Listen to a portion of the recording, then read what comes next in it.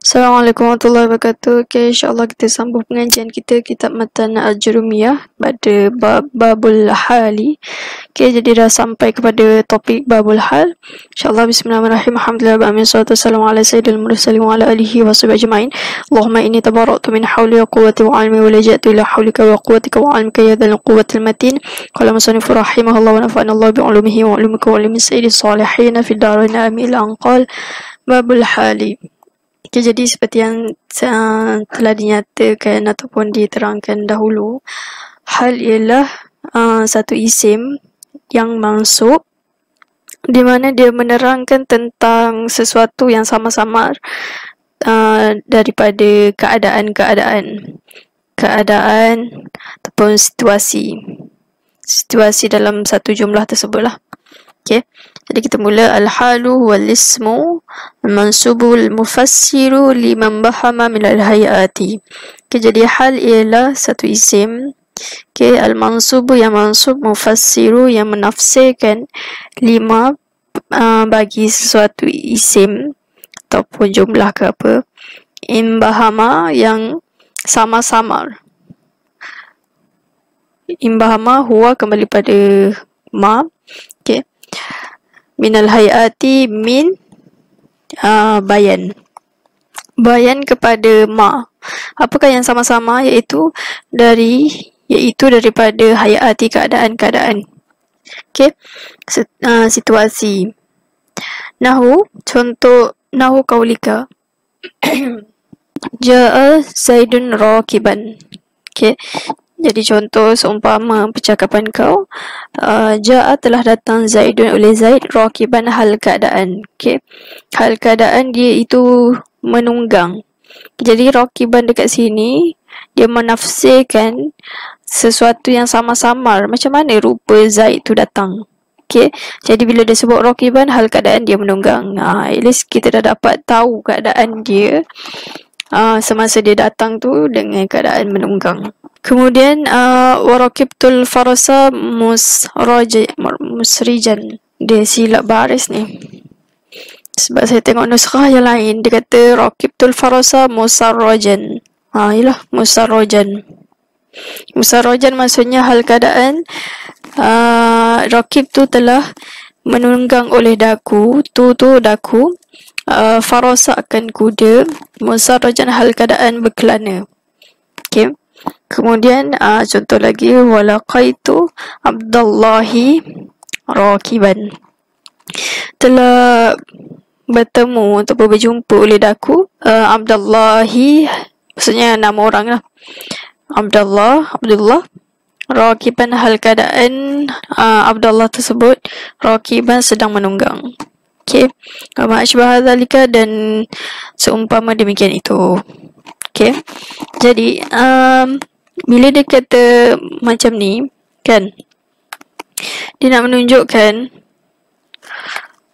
contoh yang ni ialah menunjukkan sahibul hal dia.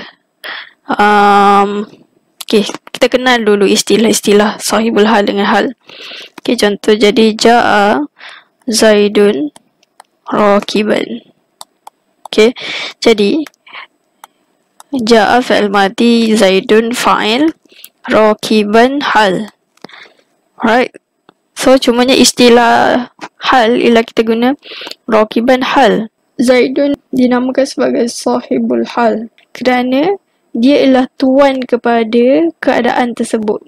Alright, jadi melalui contoh yang diberikan menunjukkan bahawasanya sahibul hal boleh datang dalam mana-mana bentuk sekalipun, mana-mana hukum, iaitu yang ni rafa'.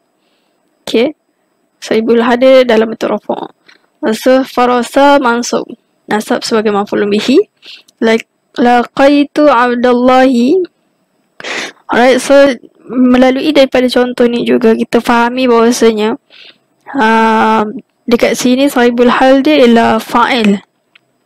Okay. Kemudian farasa sahibul hal dia maf'ulun bihi dekat sini. Alright. Kemudian laqaitu Abdullahi rakiban. Yang kedua ni kita boleh buatkan rakiban ni sama ada nak jadikan tu ni sahibul hal dia. Okay. Ataupun kita nak buat Abdullah ni sahibul hal. Boleh dua-dua. Okay, sama ada nak buat yang fa'il yang fa'il ni tu fa'il ni jadi sahibul hal kepada Rakiban ataupun Abdullah. Alright. Cumanya dekat contoh yang Farosa dengan Zaid ni confirm lah fa'il dia punya sahibul hal dia Zaid kan. Kat sini confirm lah sahibul hal dia Faros. Sebab apa dia kata musarrajan. Musarra dia bina di mabni ataupun isim maf'ul, menunjukkan kuda itu yang dikelanakan.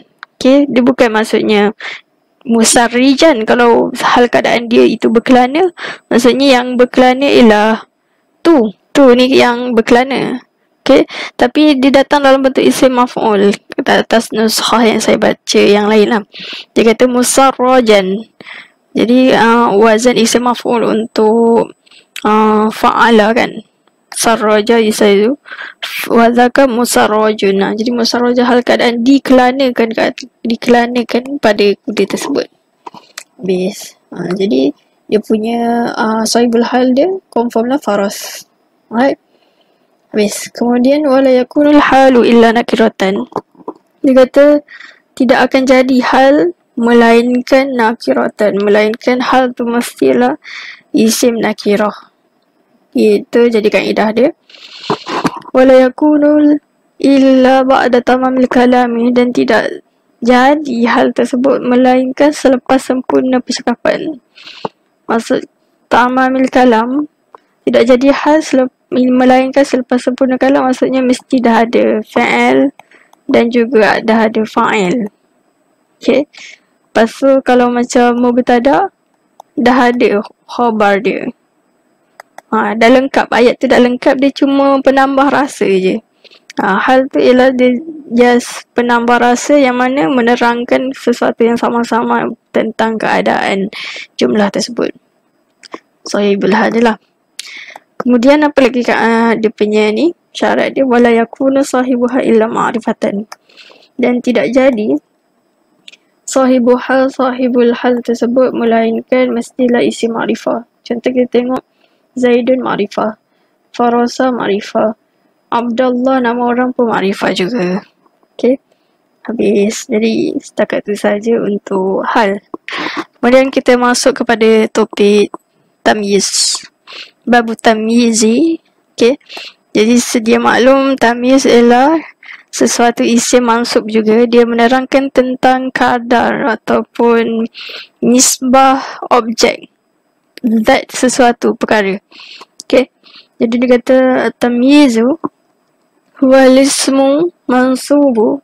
Hamzah ni eloknya tak ada. Okay, huwa lismu mansubu mufassiru liman bahama.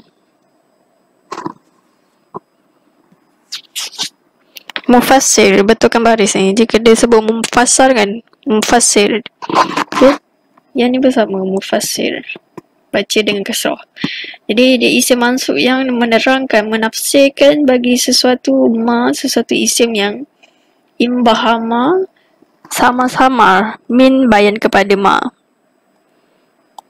Min bayan, iaitu daripada zawati zat sesuatu perkara. Nahwu, contoh kaulika tasabbaba Zaidan arqan.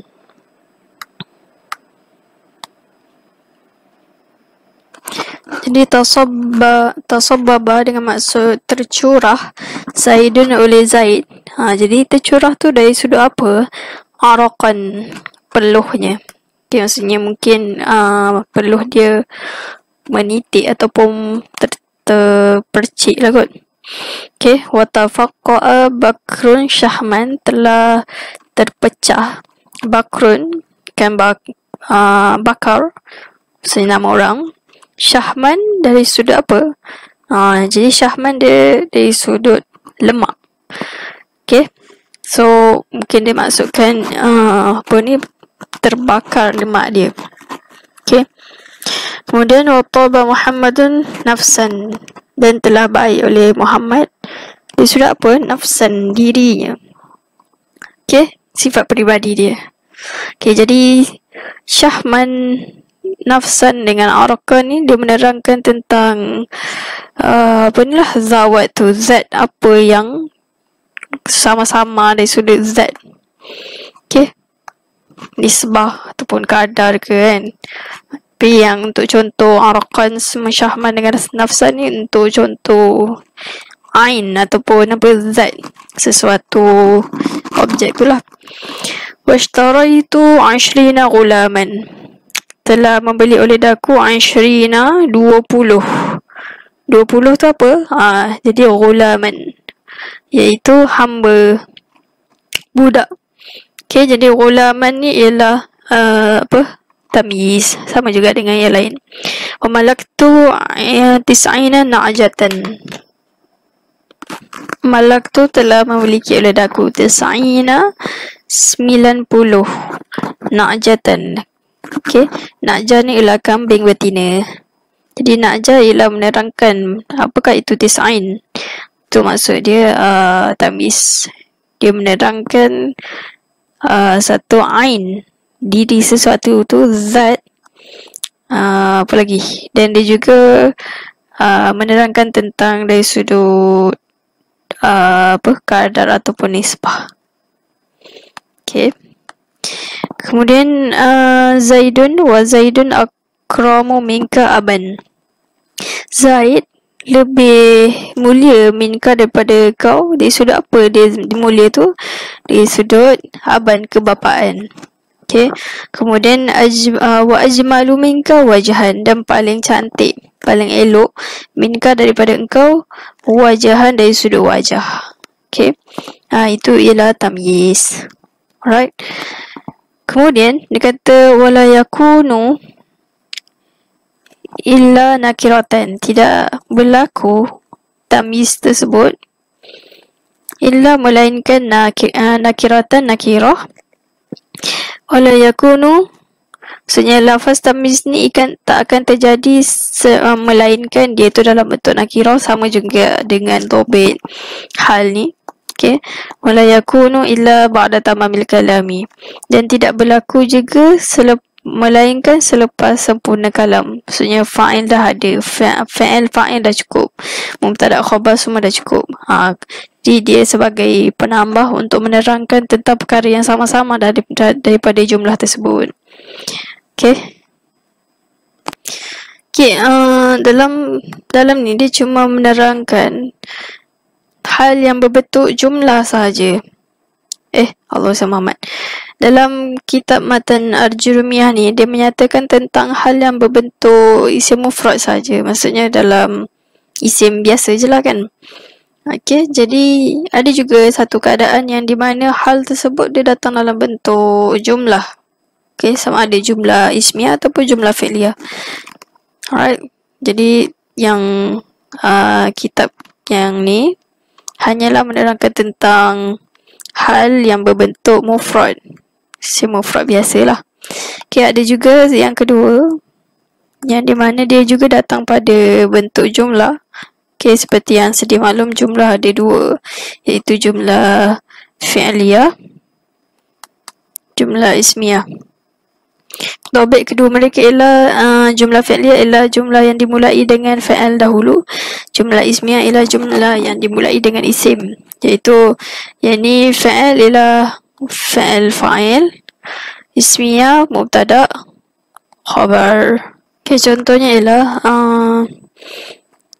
ja'a wa Zaidun yarkabu farasa. Okay, jadi ja'a kita i'rab macam biasa. Ja'a fi'il madhi, Zaidun fa'il, yarkabu fi'il mudhari' marfu'an bidhamma, farasa maf'ul bihi, lepas tu fa'il yarkabu huwa dhamir mustatir mabni ala fathi fi mahalli rafa' fa'il. Okay, jadi jumlah yarkabu ni jatuh sebagai apa? Dia jatuh sebagai hal. Kerana apa? Kerana ada satu kaedah disebut الجملة إذا وقعت بعد معرفتي كانت حالا. Okay. Jadi dia kata yarkabu. Jadi jumlah apabila berlaku waqa'at, berlaku selepas ma'rifah, kanas adalah jumlah tersebut halan, jadi hal. Okay. Disebabkan Zaidun ni dia ma'rifah dengan isim alam. Okay, alam kan nama orang ma'rifah. Okay.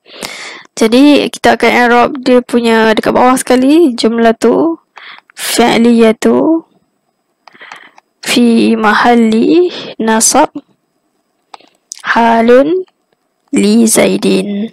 Okay. Sama juga dengan jumlah ismiyah. Contoh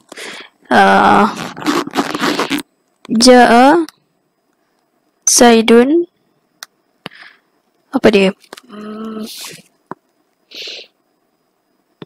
Wa